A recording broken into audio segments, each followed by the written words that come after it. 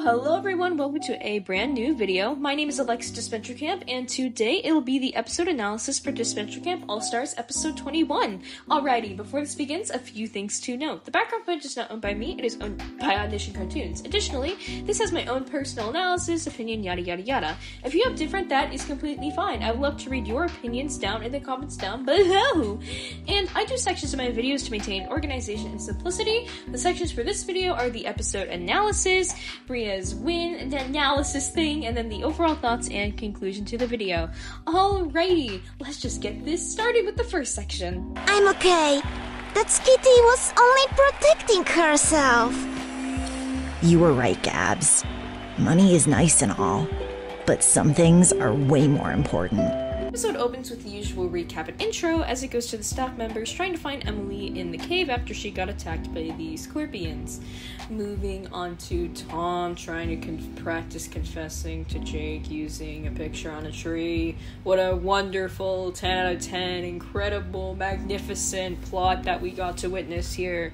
As Ashley comes and interrupts it, the two then continue to talking about it, yada yada, as Ashley says that she wants to also help Tom so they can confess their feelings to each other.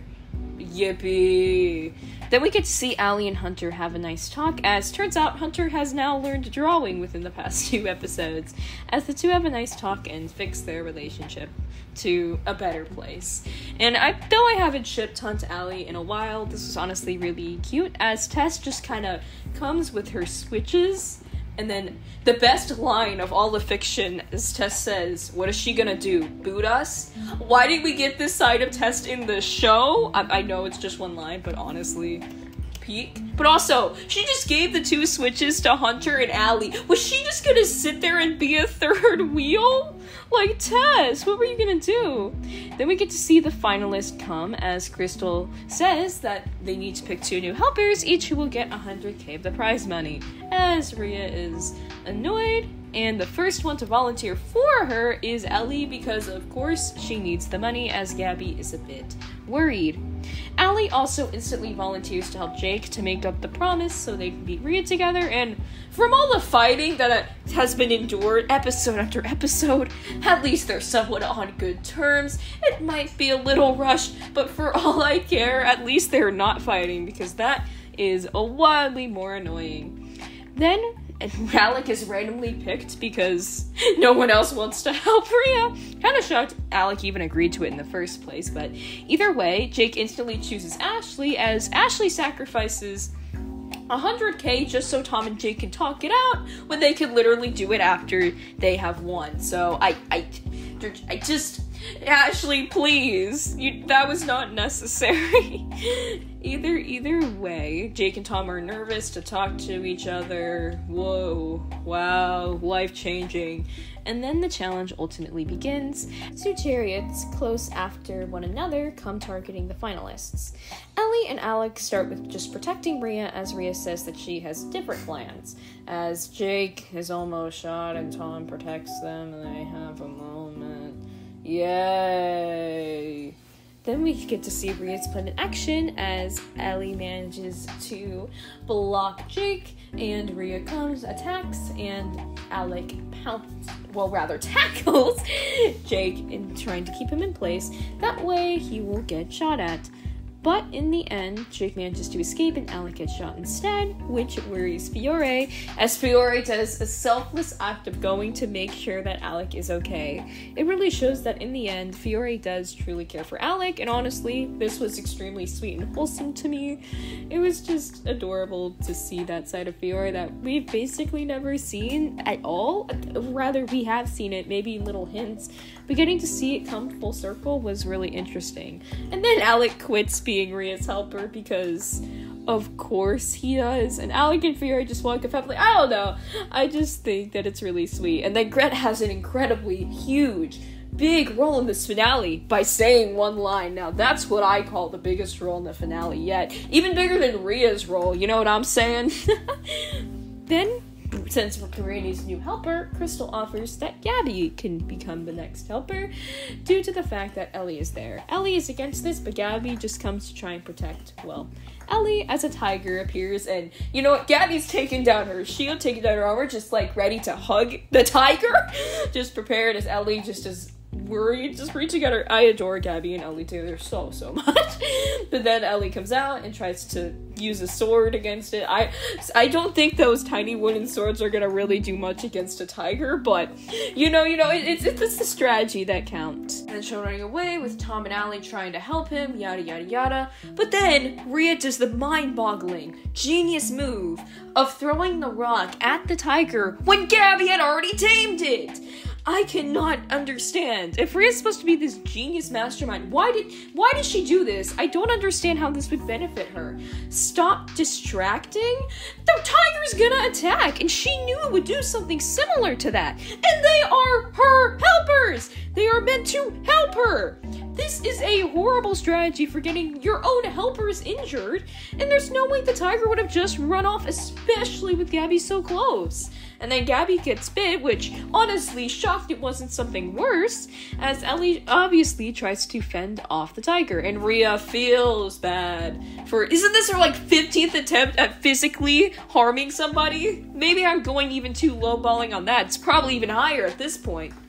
And then the tiger goes away to attack Tom instead! Now that's the real strategy. Why hurt one person when you could hurt multiple? It works though, as since Allie and Tom are both down, Jake isn't able to be fully protected and gets ambushed by tons and tons of arrows, giving Rhea an advantage. Rhea is proud of earning that advantage, as Ellie is extremely angry at Rhea for obvious reasons, as she tells her off, and it gives some cave vibes from season 1 episode 11, except better. Go off, Ellie. Then Ellie and Gabby have a sweet and wholesome moment, and they also quit as helpers, with Rhea saying that she doesn't need helpers anyways. Tom and Jake then have a talk. Yay! As Gabby and Ellie are together in the infirmary with them getting assistance. Additionally, we get to see that Emily is in a full body cast and is not doing so well in the end. Ellie then goes to Jake and Tom, and Jake and Ellie have a somewhat decent interaction. This is what's telling me that they're gonna somehow make up in the spin-off, which I don't know how to feel about that. I mean, I guess it'd be sweet and wholesome, and also, but if they make Ellie a villain again, if they ruin her character after all this development, I swear! We then get the last part of the challenge, which is Jake versus Rhea. And everyone, including all his enemies, are basically just rooting for Jake because they got no other option. As well, Rhea manages to score against Jake easily within the first round as he falls, and Jake is prepared to go again. Rhea and Connor then have another talk, with Connor saying that there's still a chance for her, which... Has he not been with her the entire season? And this is what makes me convinced that if Rhea had lost and decided to cry again and pull a season 2 finale, she would not have gotten any karma because Connor would forgive her, and in the end, it would just lead to what her life used to be. Oh, dear, dear. In the end, Rhea also manages to try to almost slit Jake across the throat because, why not leave even more people to go, lose if it just means a win. And then Jake and Tom have a moment, yeah, as Jake promises that he is going to beat Rhea, and he manages to get 1 round or 2 in, but in the end it fails as Rhea manages to get him down, winning the season to everyone's shock and also distaste.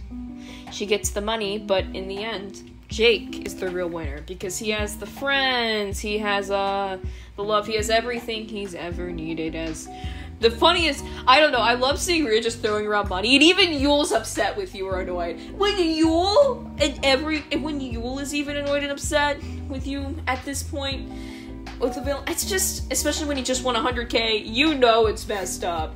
We then get to see everyone just happily with each other on the bus, except Rhea, because she's alone forever. And then we also get Wishley crumbs. I don't know, that's just really sweet to me. And Rhea and Connor have a final talk, and we get to hear back to Rosa Maria's words. She might not be in this season, basically at all, but her words left such a big impact because Connor says something, I'm not mad, just disappointed, because she has lost the two people she's closest to due to her own game.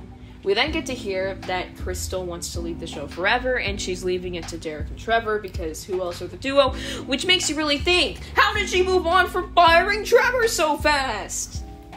Oh my gosh, that wasn't developed at all, but regardless, kind of like how Trevor wasn't developed at all, but regardless, we then get to see pictures, well, Snapchat, whatever they are, of seeing their lives after the fact. James, Aiden, Rosa Maria, and Link were all in Germany. Ellie, Tess, Gabby, Ellie and Tess graduated. Yule got to have his podcast, which is the funniest thing. Jake and Tom went on a date. Yay!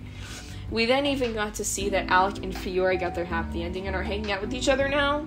And her username, oh my gosh, I hate it. Fiore is so fed up, and honestly, real. We then get to see that Connor got married. This was the biggest plot twist for me. I thought he would literally never move on, and yet he has, as Rhea cries, as she so deserves. Then she looks up for her acting awards, smiling, but either way, she then gets a call from Isha, her little sister, and I've seen a lot of people in the fandom thinking that Isha was a very young, not anymore.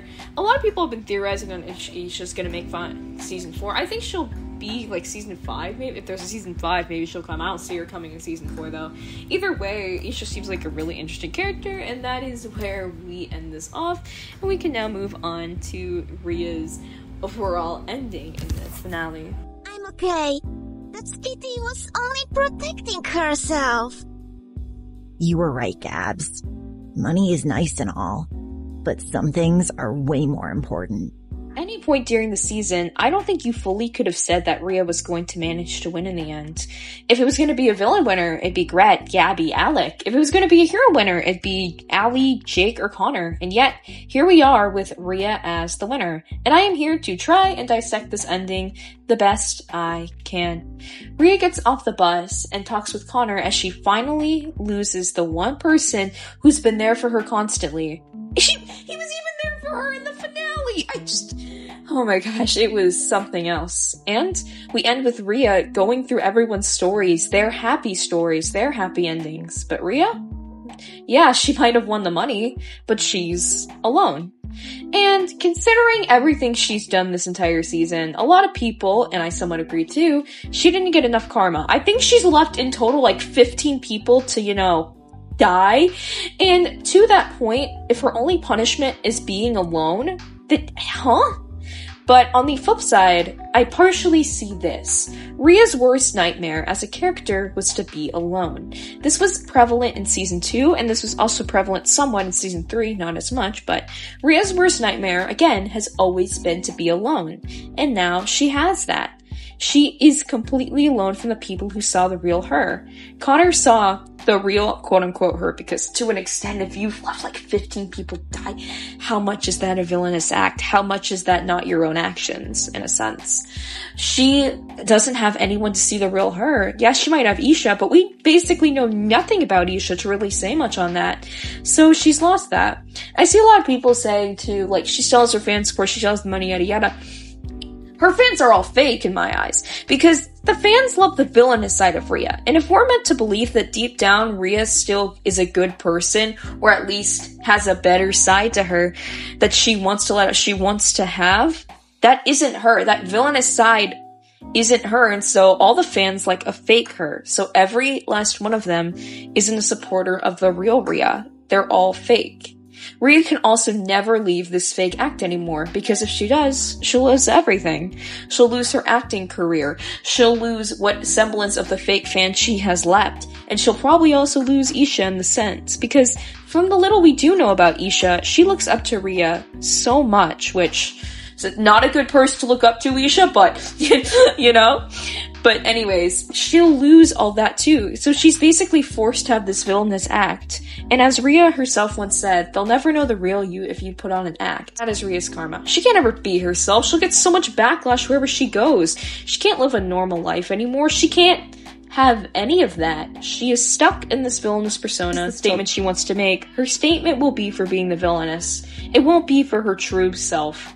And partially, I think that is a really intriguing karma to give Rhea. Obviously, she probably deserved more, given all she did do, but I just like to analyze it like that. And the fact that Rhea is the only one without a happy end, it continues to get more intriguing as you dig down. In the end, I understand why a lot of people are upset. I prefer this widely over Jake just because A, Gabby and Ellie get money. I won with that, so she only gets like 2.6 million, I think? I don't know. Because Alec also gets the money. But either way, wow. It's just really interesting to me how the season ultimately turned out in the very end. Would I prefer a different winner? Heck yeah. But if it's between Jake and Rhea was wildly more interesting because I can promise you, if Jake had won, I would not be talking that much about this because what more is there to say for a Jake win? He won. He got everything. Woohoo. You know what I mean? So, yeah, I prefer this. It's interesting, yada yada. Let's just move right on to the conclusion, though. I'm okay. That Kitty was only protecting herself.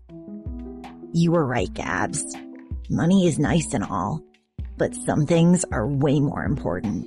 Overall, I liked the episode. It has its flaws, don't get me wrong, but in the end, I just thought it was a nice send-off for all these characters and a nice finale to wrap all this up. And obviously, we'll be seeing a few of them in spin-offs, but for a lot of these characters, I think this will be the last time we're seeing them for a good while, so yeah. In the end, I'm gonna miss this cast a lot. Gen 1, Gen 2. I've been here since like season 2's been airing, so it's kind of bittersweet, you know? And also for the channel too. At the beginning of Disventure Camp All-Stars, from my memory, it only like 400 subscribers, few views, and now we are here to almost 3,700 subscribers, over 500,000 views, and I just have to take a moment to say thank you all for just sticking with me during this Disventure Camp All-Stars journey, or at least watching my videos. Everything, all the support just means the world to me and allows me to make all this possible, so thank you all for that. And in the end, I cannot wait to make more content in Season 4, the spin-offs, subscriber specials, and whatever else comes our way. So anyways, thank you all so much for watching today's video, and I hope to see you again on the channel. Bye, everybody!